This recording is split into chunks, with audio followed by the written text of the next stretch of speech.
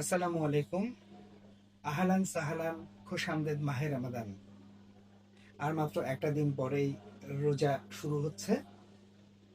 রোজার মাসে রোগী সাধারণ ভাই বোনেরা রোজা রাখতে চান, কিন্তু অনেক সময় সিদ্ধান্তহীনতায় ভোগেন যে দীর্ঘমেয়াদে উচ্চ রক্তচাপ, ডায়াবেটিস, খিঁচুনি জনিত সমস্যা, মাইগ্রেন ইত্যাদির কারণে অনেকদিন ধরে ওষুধ খেতে হচ্ছে।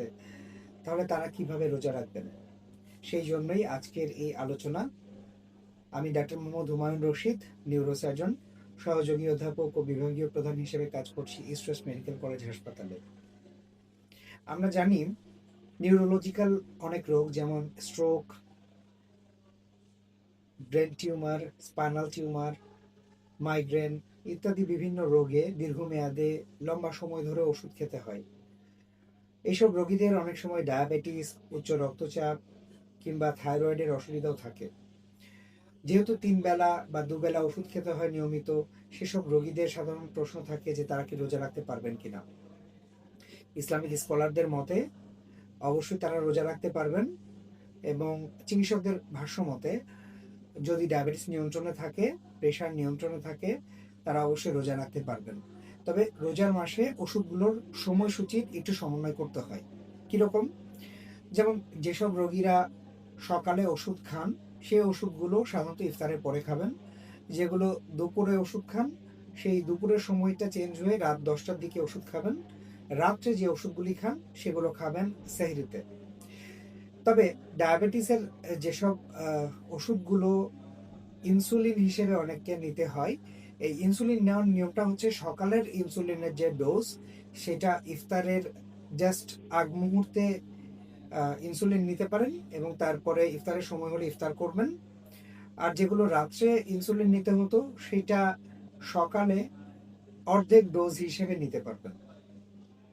ডায়াবেটিসের রোগীদের জন্য আমরা পরামর্শ দেই, রমজানের আগে অবশ্যই আপনার গত 3 মাসের গড় জেনে, fasting blood sugar, 2 hours after breakfast, এগুলোর অবস্থা জেনে একজন ডায়াবেটোলজিস্টের পরামর্শ অনুযায়ী আপনার ওষুধগুলো যদি সমন্বয় করে নেন, তাহলে রমজান মাসে আপনার রোজা রাখতে কোনো অসুবিধা হবে না।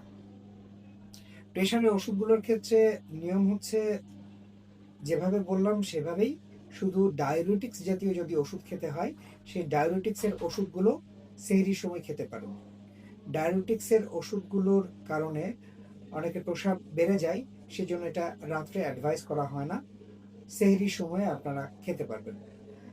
থাইরয়েডের ওষুধ যদি কেউ খান, আপনারা জানেন যে সকালে খালি পেটে থাইরয়েডের ওষুধ খেতে হয়, সেক্ষেত্রে থাইরয়েডের ওষুধটি সেহরির আধা ঘন্টা আগে খেয়ে নেবেন, তারপরে সেহরি করে রোজা রাখতে পারবেন।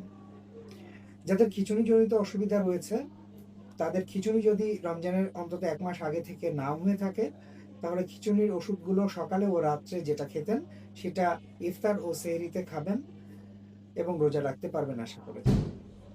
রমজান মাসে মাইগ্রেনের রোগীদের সাধারণত মাইগ্রেন অনেক বেড়ে যায়। এর কারণটা হচ্ছে দীর্ঘ সময় না খেয়ে থাকা এবং শরীরে পানি শূন্যতা। সেই জন্য তাদের জন্য পরামর্শ হচ্ছে ইফতারের পরে অবশ্যই 2 থেকে 2.5 লিটার পানি খেতে হবে। ইফতার থেকে সেহরি পর্যন্ত বারে বারে প্রচুর পরিমাণে পানি কিংবা জুস খেতে পারেন, এবং ইফতারে ভাজা পোড়া জাতীয় খাবারগুলো অ্যাভয়েড করার চেষ্টা করবেন। এর সাথে মাইগ্রেনের প্রোফাইল্যাক্সিস যে ওষুধগুলো আপনাকে চিকিৎসক পরামর্শ দিয়েছেন, সে ওষুধগুলো খাবেন। আশা করি আমার এই আলোচনার মাধ্যমে সাধারণ যে প্রশ্নগুলো, সেগুলোর উত্তর পেয়েছেন, নিজেরা জানবেন, অন্যদেরকে জানার জন্য শেয়ার করবেন। আপনাদের যদি কোনো প্রশ্ন থেকে থাকে, তাহলে কমেন্ট বক্সে অথবা ইনবক্সে জানাবেন, আমরা উত্তর দেওয়ার চেষ্টা করব। সবাই নিজেরা ভালো থাকবেন, আল্লাহর কাছে নিজেদের জন্য, নিজেদের পরিবারের জন্য এবং এই প্রিয় মাতৃভূমি বাংলাদেশের জন্য দোয়া করবেন, আমার জন্য দোয়া করবেন, আমিও আপনাদের জন্য দোয়া করব। আসসালামু আলাইকুম ওয়া রাহমাতুল্লাহ।